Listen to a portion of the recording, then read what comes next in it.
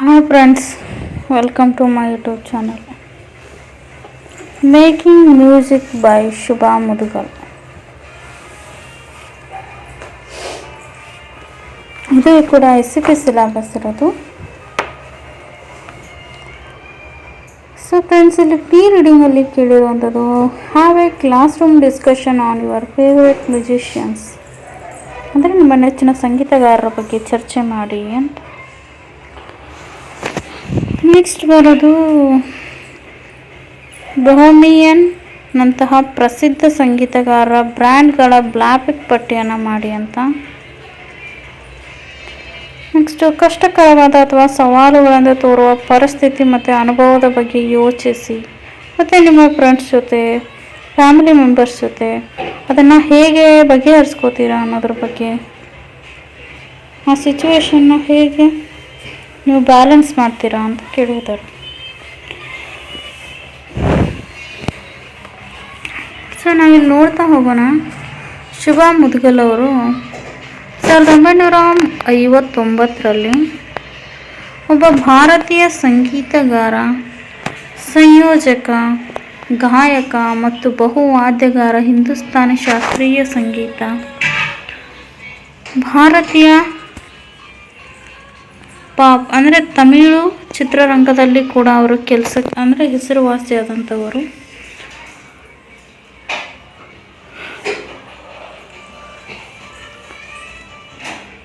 ಇವರ ಸಂಗ್ರಹವು ಖ್ಯಾತ ತುಮ್ರಿ ಮತ್ತು ದಾದ್ರಾ ಪ್ರಕಾರಗಳನ್ನ ಒಳಗೊಂಡಿದೆ. ಅಂದರೆ ಕ್ಯಾಲ್ ತುಮ್ರಿ ಅಂತ ಕೆಲವು ಪ್ರಕಾರಗಳಿರೋ ಹಾಗೆ ಅದು ಆ ಪ್ರಕಾರದಲ್ಲಿ ಒಳಗೊಂಡಿದೆ.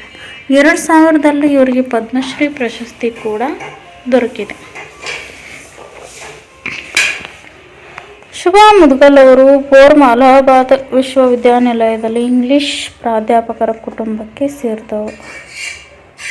ಇವರ ಪೋಷಕರು ಹಿಂದೂಸ್ತಾನಿ ಶಾಸ್ತ್ರೀಯ ಸಂಗೀತ,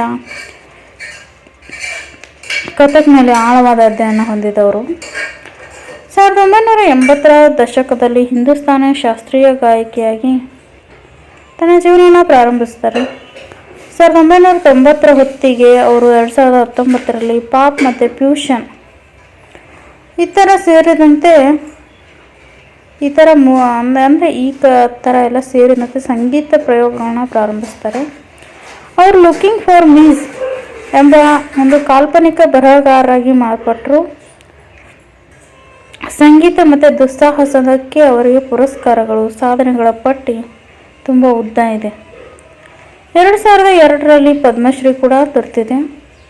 ಆಮೇಲೆ ಇವರು ಅತ್ಯುತ್ತಮ ನಾನ್ ಫೀಚರ್ ಫಿಲ್ಮ್ ಮ್ಯೂಸಿಕ್ ಡಿರೆಕ್ಷನ್ ಅಂತ 1995ರಲ್ಲಿ ದೊರಕಿದೆ. ಸಂಗೀತ ಸಾಧನೆಗಾಗಿ ಗೋಲ್ಡ್ ಪ್ಲೇಕ್ ಪ್ರಶಸ್ತಿ ಕೂಡ ಒಳಗೊಂಡಿದೆ. 34 ಚಿಕಾಗೋ ಅಂತಾರಾಷ್ಟ್ರೀಯ ಮಹೋತ್ಸವದಲ್ಲಿ 1998ರಲ್ಲಿ ಡ್ಯಾನ್ಸ್ ಆಫ್ ದಿ ವಿಂಡ್ ಚಿತ್ರದಲ್ಲಿ ಅವರು ಸಂಗೀತಕ್ಕಾಗಿ ಮತ್ತು ರಾಷ್ಟ್ರೀಯ ಸದ್ಭಾವನಾ ಆವಂದ್ 2016ರಲ್ಲಿ ಕೋಮ ಸೌಹಾರ್ದತೆ, ಶಾಂತಿ, ಸದ್ಭಾವನೆ, ಈ ಥರ ತುಂಬ ಪ್ರಶಸ್ತಿಗಳು ದೊರಕಿದೆ.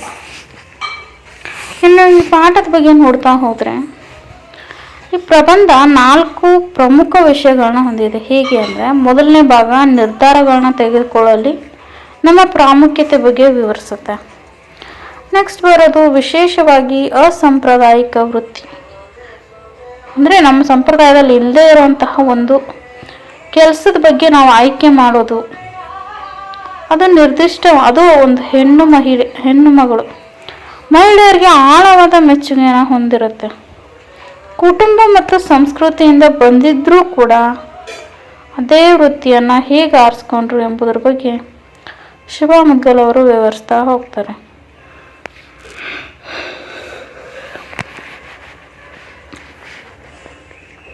ಕಳಂಕವು ಶಾಸ್ತ್ರೀಯ ಸಂಗೀತ ಮತ್ತು ನೃತ್ಯ ರೂಪಗಳ ಸಂಯೋಜನೆಯೊಂದಿಗೆ ಪೂರ್ವಾಗ್ರಹ ಸಂಪ್ರದಾಯದೊಂದಿಗೆ ಮಾಡಬೇಕಾಗಿತ್ತು.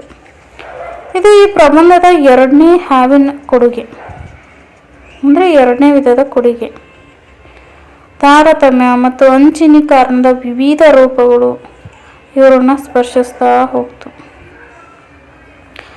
ಬಹಿರಂಗವಾಗಿ ಚರ್ಚಿಸಲು ಸಿದ್ಧರಿದ್ದಾರೆ. ಯಾವುದು ಆ ಲಿಸ್ಟ್ಗಳ ಬಗ್ಗೆ. ಕಲಾತ್ಮಕ ಸಮುದಾಯದ ಲೈಂಗಿಕ ನಿಂದನೆ, ಶೋಷಣೆ, ಶಕ್ತಿಯ ಡೈನಾಮಿಕ್ಸ್ ಅನ್ನು ಪರೀಕ್ಷಿಸುವ ಮೂಲಕ ಗುರು ಶಿಷ್ಯರ ಪರಂಪರೆ ಮತ್ತು ತನ್ನ ಓದುಗರಿಗೆ ಸೂಕ್ಷ್ಮವಾಗಿ ನೆನಪಿಸುವ ಮೂಲಕ ಗುರು ಅವರ ಜೀವನಕ್ಕಿಂತ ದೊಡ್ಡ ಉಪಸ್ಥಿತಿ ಮತ್ತು ಅವರ ಆಯ್ಕೆ ಮಾಡಿದ ಕ್ಷೇತ್ರಗಳಲ್ಲಿ ಸಾಧನೆಗಳ ಹೊರತಾಗಿಯೂ ಅಧಿಕಾರದ ದುರುಪಯೋಗಕ್ಕೆ ಆಗಾಗ್ಗೆ ಒಳಗಾಗುತ್ತಾರೆ. ಮಹಿಳೆಯರು ವಿಶೇಷವಾಗಿ ಅಂತಹ ಪ್ರಗತಿಗಳಿಗೆ ಗುರಿಯಾಗ್ತಾರೆ ಮತ್ತು ಬಲಿಪಶು ನಂಬದಿರುವ ಅಥವಾ ಅವರ ವೃತ್ತಿ ಜೀವನವನ್ನು ಸ್ಥಗಿತಗೊಳಿಸುವ ಕಠಿಣ ಆಯ್ಕೆಯಿಂದ ಒತ್ತಾಯಿಸಲಾಗುತ್ತದೆ.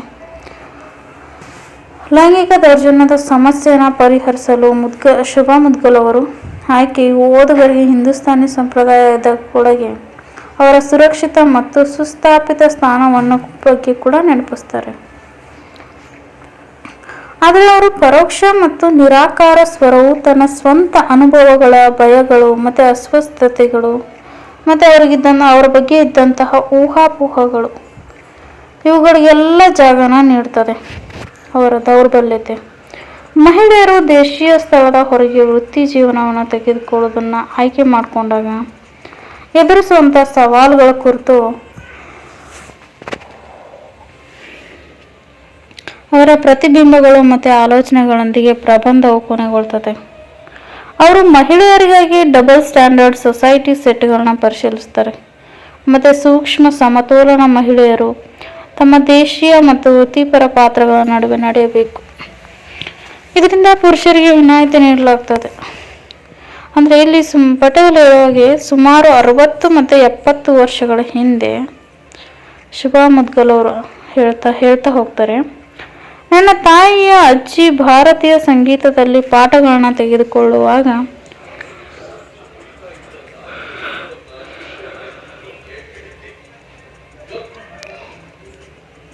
ಬಲವಾದ ಬಯಕೆಯ ಬಗ್ಗೆ ತನ್ನ ತಂದೆಗೆ ಹೇಳಿದರು.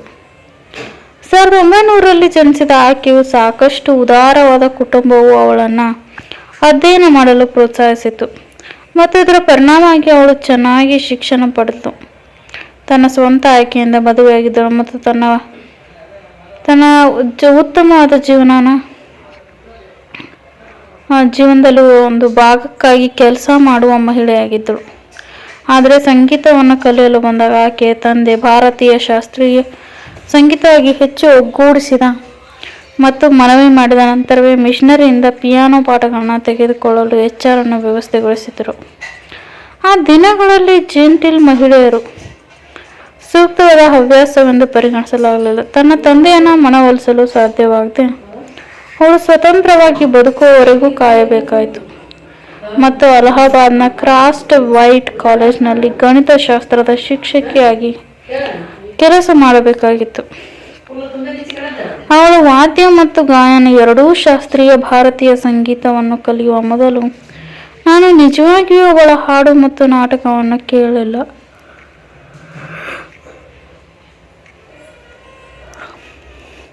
ಆದರೆ ನನ್ನ ತಾಯಿಯ ಸ್ವಾಧೀನದಲ್ಲಿ ನನ್ನ ಅಜ್ಜಿ ಹಲವಾರು ಸುಂದರವಾದ ಛಾಯಾಚಿತ್ರಗಳೊಂದಿಗೆ ಸಿತಾರ್ ದಿಲ್ರುಬಾ ಪೋಸ್ ನೀಡುತ್ತಿರುವ ಹಳೆಯ ಆಲ್ಬಮ್ ಕೂಡ ಇದೆ.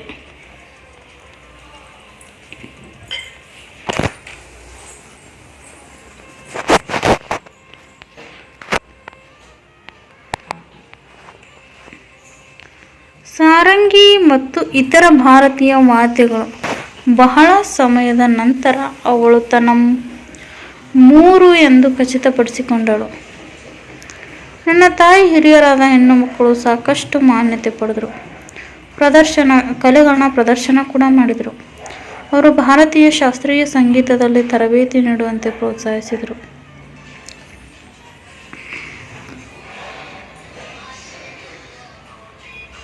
ಅವರ ಆಯ್ಕೆಗಳು ಆದರೂ ಸಹ ಪ್ರಭಾವ ಬೀರುವ ಸಾಧ್ಯತೆಯಿಂದ ಹವ್ಯಾಸವಾಗಿ ಸಂಗೀತವನ್ನು ಕಲಿಯಲು ಪ್ರೋತ್ಸಾಹಿಸಲಾಯಿತು. ನನ್ನ ಅಜ್ಜಿ ಇಲ್ಲದಿರಬಹುದು, ಇದನ್ನು ತನ್ನ ಹೆಣ್ಣು ಮಕ್ಕಳ ವೃತ್ತಿಯಾಗಿ ಅನುಮೋದಿಸಿದರು.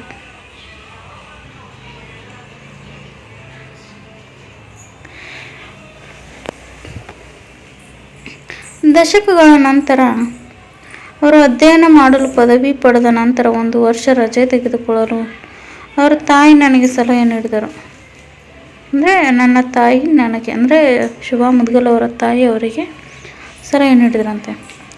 ಸಂಗೀತ ಮತ್ತು ನಾನು ಪೂರ್ಣ ಸಮಯವನ್ನು ಮಾಡಲು ಬಯಸ್ತೇನೆ ಎಲ್ಲವೂ ಎಂಬುದರ ಕುರಿತು ನಿರ್ಧಾರಕ್ಕೆ ಬರಲು ಬದ್ಧತೆ. ನಾನು ನನ್ನ ನಿರ್ಧಾರವನ್ನು ಕೇವಲ ಸುಮಾರು ಮಾಡಿದೆ, ಅಂದರೆ ಸುಮಾರು ಸರಿ ಯೋಚಿಸಿದ್ರು.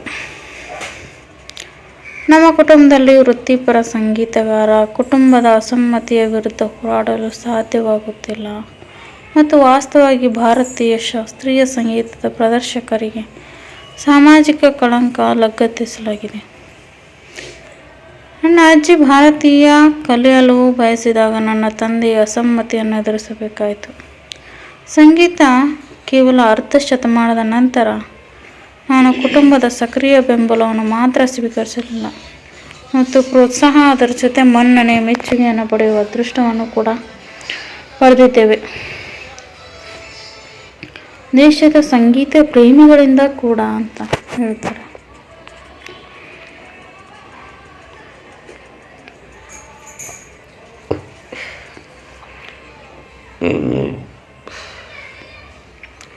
ಭಾರತೀಯ ಸಂಗೀತದಲ್ಲಿ ಮಹಿಳೆಯರು ಹಿಂದೆ ದೈನಂದಿನ ಭಾಷೆಯಲ್ಲಿ ಏನನ್ನು ಹೊಂದಿದ್ದರು?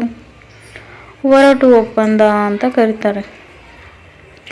ವೃತ್ತಿಪರ ಮಹಿಳಾ ಸಂಗೀತಗಾರರು ಮತ್ತು ಪ್ರದರ್ಶಕರು ಏಕರೂಪವಾಗಿ ಬಹಳ ಕಳಂಕಿತ ವೈಪುಗಳು ಅಥವಾ ಹಾಡುಗಾರ್ತಿಗಳ ವರ್ಗಕ್ಕೆ ಸೇರಿದವರು ಮತ್ತು ಅಪಖ್ಯಾತಿ ತಮ್ಮ ವೃತ್ತಿಗೆ ಲಗತ್ತಿಸಲಾದ ಗೌರವಾನ್ವಿತ ಮಹಿಳೆಯರ ಸಹವಾಸ ಮಾಡಲು ಸಾಧ್ಯವಿಲ್ಲ ಎಂದು ಖಚಿತಪಡಿಸಿಕೊಂಡರು. ಅದರೊಂದಿಗೆ ಅವರು ನಿರ್ಭೀತ ನಿಲುವಿನ ಕಲಾವಿದರು ಎಂದು ಕೂಡ ಗುರುತಿಸಲ್ಪಟ್ಟರು. ಸಹ ಮತ್ತು ಕೌಶಲ್ಯ ಹಿಂದಿನ ಮಹಿಳಾ ಸಂಗೀತ ನಿರ್ಮಾಪಕರು ಸಾಮಾನ್ಯವಾಗಿ ತಾರತಮ್ಯಕ್ಕೆ ಒಳಗಾಗಿದ್ದರು.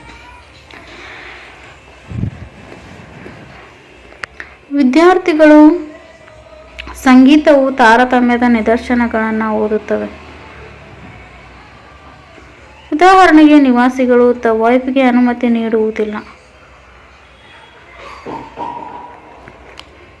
ಸ್ಥಳೀಯರು ರಾಜ್ಯ ಅಧಿಕಾರಿಗಳಿಗೆ ಮನವಿ ಮಾಡಿದರು. ನೆರೆಹೊರೆಯಲ್ಲಿರುವ ಮನೆ ಇದು ಅವರ ರಾಜಿ ಮಾಡಿಕೊಳ್ಳುತ್ತದೆ. ಗೌರವ ಸಾರ್ವಜನಿಕರು ಮಾತ್ರವಲ್ಲ, ಪ್ರಖ್ಯಾತ ಸಂಗೀತಗಾರರು ಮತ್ತು ಗುರುಗಳು ಕೂಡ ಇದರ ವಿರುದ್ಧ ತಾರತಮ್ಯ, ಮತ್ತು ಇದು ಕಳೆದ 50 ಅಥವಾ 60 ವರ್ಷಗಳಲ್ಲಿ ಮಾತ್ರ ಸಂಪ್ರದಾಯಕ್ಕೆ ಸೇರಿದ ಮಹಿಳೆಯರನ್ನು ಹೊರತುಪಡಿಸಿ ಮಹಿಳೆಯರನ್ನು ಪ್ರೋತ್ಸಾಹಿಸಲಾಯಿತು.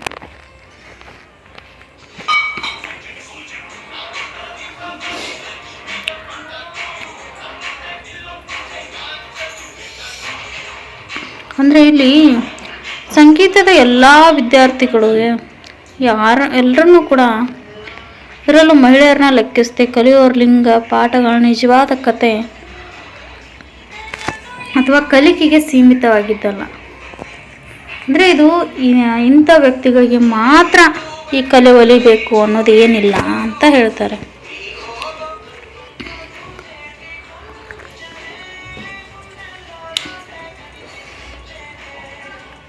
ಶಿಷ್ಯ ಸಂಪ್ರದಾಯವನ್ನು ಪವಿತ್ರ ಅಂತ ಪರಿಗಣಿಸ್ತಾರೆ.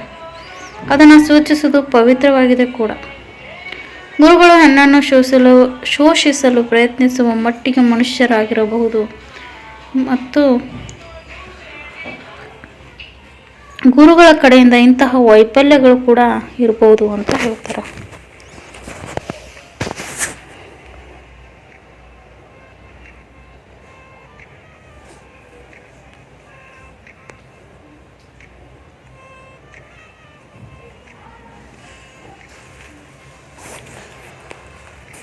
ಅಂದರೆ ಈ ಪೂರ್ತಿ ಪಾಠದಲ್ಲಿ ಶುಭಾ ಮುದ್ಗಲ್ ಅವ್ರು ಹೇಳೋದು ಏನು ಅಂದರೆ, ಅವರ ಸಂಗೀತದಲ್ಲಿ ಆ ಸ್ಥಾನಕ್ಕೆ ಬರೋಕ್ಕೆ ಅವ್ರು ಎಷ್ಟು ಕಷ್ಟಪಟ್ಟರು. ಆ ಸಮಯದಲ್ಲಿ ಹೆಣ್ಣು ಮಕ್ಕಳು ಅಂದರೆ ತಮ್ಮ ಕಾಲ ಮೇಲೆ ತಾವು ನಿಂತ್ಕೊಂಡು ಜೀವನ ಸಾಧಿಸ್ಬೇಕಾದ್ರೆ ಏನೆಲ್ಲ ಅಡ್ಡಿ ಆತಂಕ ಬರುತ್ತೆ, ಅದನ್ನೆಲ್ಲ ಹೇಗೆ ಎದುರಿಸಿದ್ರು ಅನ್ನೋದ್ರ ಬಗ್ಗೆ ಅವರು ವಿವರಿಸ್ತಾ ಹೋಗ್ತಾರೆ.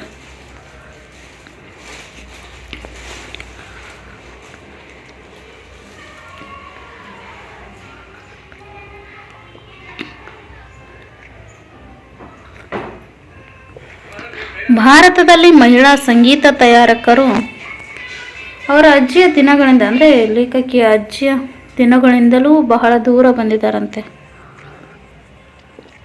ಆದರೆ ಕಳಂಕ, ಪೂರ್ವಾಗ್ರಹ, ಪಕ್ಷಪಾತ ಮಾಡೋದು ಇದು ಮಾತ್ರ ಇನ್ನೂ ಹೋಗೇ ಇಲ್ಲ. ಲಿಂಗ ತಾರತಮ್ಯ ಮಾಡೋದು ಕೂಡ.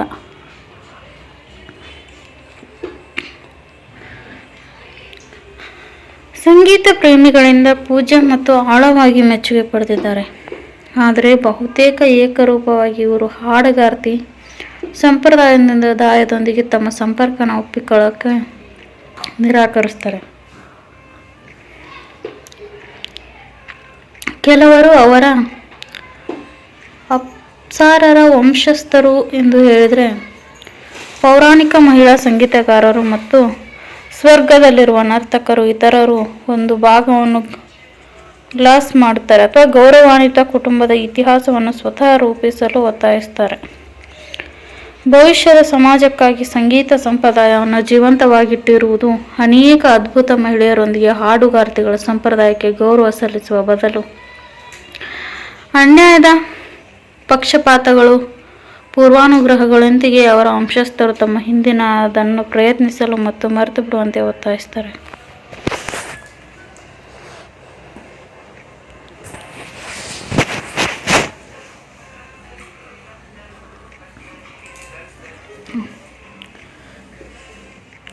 ಅಂದರೆ ಇಲ್ಲಿ ಆಕ್ರಮಣಕಾರಿ ಎಂದು ಲೇಬಲ್ ಮಾಡುವ ಅಪಾಯವನ್ನು ಎದುರಿಸ್ತಾರೆ. ಪ್ರತಿಭಟಿಸುವ ಕನ್ಸ್ಟ್ರಕ್ಟಿವ್ ಯುದ್ಧದಲ್ಲಿ ಅವರ ಧ್ವನಿಯನ್ನು ಹೆಚ್ಚಿಸಿ ನನ್ನ ಮಧ್ಯದ ಹೆಸರು ಭಾರತೀಯ ಸಂಗೀತಗಾರರ ವಿಘಟಿತ ಜಗತ್ತಿನಲ್ಲಿ ವಿವಾದ ಎಂದು ಹೇಳಲಾಗುತ್ತದೆ. ಸಹ ಸಂಗೀತಗಾರರು ಮತ್ತು ಭಾರತೀಯ ಪ್ರವರ್ತಕ ಪತ್ರಿಕೆ ವರದಿ ಮಾಡುವ ಸ್ಮಿಥಿಯನ್ನೊಂದಿಗೆ ಚೆನ್ನಾಗಿ ನೋಡಬಹುದು. ಕಾರಣ ಸರಳವಾಗಿದೆ. ನನ್ನ ಹಕ್ಕುಗಳನ್ನು ಕೇಳಲು ನಾನು ಧ್ವನಿ ಎತ್ತಲು ನಿರ್ಧರಿಸಿದೆ. ಅಂದರೆ ಅವರ ಹಕ್ಕಿನ ಬಗ್ಗೆ ಧ್ವನಿ ಎತ್ತೋಕೆ ಅವರು ನಿರ್ಧರಿಸಿದರು. ನಾನು ನನ್ನ ಪ್ರಯತ್ನಗಳನ್ನು ಪ್ರಶಂಸಿಸಲ್ಪಟ್ಟಿರಬಹುದು. ಅಂದರೆ ಅವರು ತಮ್ಮ ಗುರಿಯನ್ನು, ತಮ್ಮ ಉದ್ದೇಶನ ಈಡೇರಿಸ್ಕೊಳ್ಳೋಕ್ಕೆ ಏನೆಲ್ಲ ಹೋರಾಟ ಮಾಡಿದ್ರು ಮತ್ತು ಹೇಗೆ ಈಡೇರಿಸ್ಕೊಂಡ್ರು ಅನ್ನೋದು ವಿವರಿಸಿದ್ದಾರೆ. ಪುರುಷ ಅಥವಾ ಮಹಿಳೆಯ ಜೀವನವು ರೋಮಾಂಚನಕಾರಿ ಸವಾಲಿನದ್ದಾಗಿರಬಹುದು. ಬೇಡಿಕೆ ಮತ್ತು ಅನ್ವೇಷಣೆಯಿಂದ ತುಂಬಿದೆ. ಅನೇಕರಿಗೆ ಪೂರೈಸುವುದು ಮತ್ತು ಕೆಲವರಿಗೆ ಭಯಾನಕ ಹತಾಶೆ. ಈ ಬರವಣಿಗೆಯ ತುಣುಕು ಭಾರತದಲ್ಲಿ ಮಹಿಳಾ ಸಂಗೀತ ನಿರ್ಮಾಪಕರನ್ನು ಎದುರಿಸುವ ಕೆಲವು ಸವಾಲುಗಳಿಗೆ ತನ್ನನ್ನು ತಾನೇ ನಿರ್ಬಂಧಿಸಿಕೊಂಡಿದ್ದರೂ, ಪುರುಷ ಮತ್ತು ಮಹಿಳಾ ಸಂಗೀತಗಾರರಿಗೆ ಸಾಮಾನ್ಯ ಸವಾಲುಗಳನ್ನು ಪ್ರಸ್ತುತಪಡಿಸುವ ಹಲವಾರು ಕ್ಷೇತ್ರಗಳಿಗೆ. ಆದ್ದರಿಂದ ಭಾರತದಲ್ಲಿ ವೃತ್ತಿಪರ ಸಂಗೀತಗಾರರಿರುವುದು ಪುರುಷರಿಗಿಂತ ಮಹಿಳೆಯರೇ ಹೆಚ್ಚು ಸವಾಲಿನದ್ದಾಗಿದೆ ಎಂದು ಬಹುತೇಕ ಹಂತದಲ್ಲಿ ಸೂಚಿಸುವುದೆಲ್ಲ ಅದು ಸತ್ಯ ಕೂಡ ಹೌದು ಅಂತ ಹೇಳ್ತಾರೆ.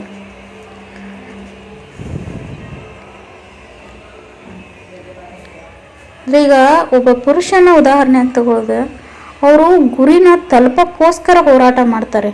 ಅದೇ ಒಂದು ಮಹಿಳೆ ಆದರೆ ಆ ಗುರಿ ತಲುಪಕ್ಕೆ ಹೋರಾಟದ ಜೊತೆಗೆ ಸುತ್ತಮುತ್ತಲಿನ ಪರಿಸರ, ಸಮಾಜ, ಮನೆಯವರ ಜೊತೆ ಕೂಡ ಹೋರಾಟ ಮಾಡಬೇಕು. ಅದ್ರ ಬಗ್ಗೆ ವಿವರಿಸ್ತಾರೆ. ಇದು ಶುಭಾ ಮುದಗಲ್ ಅವರು ತಮ್ಮ ಜೀವನದಲ್ಲಿ ನಡೆದಿರುವ ಘಟನೆ ಬಗ್ಗೆ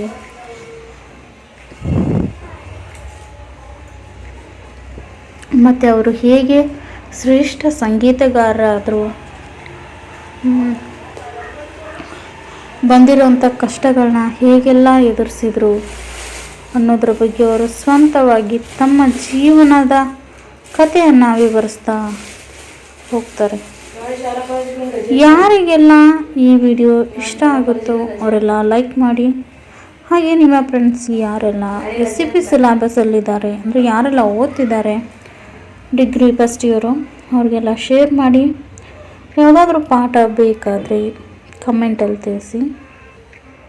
ಹೊಸದಾಗಿ ನೋಡೋರು ಸಬ್ಸ್ಕ್ರೈಬ್ ಮಾಡಿ. Thank you for all watching. ನಾಳೆ ಶಾಲಾ ಕಾಲೇಜ್ಗಳಿಗೆ ರಜೆ ಅಂತ. Thank you.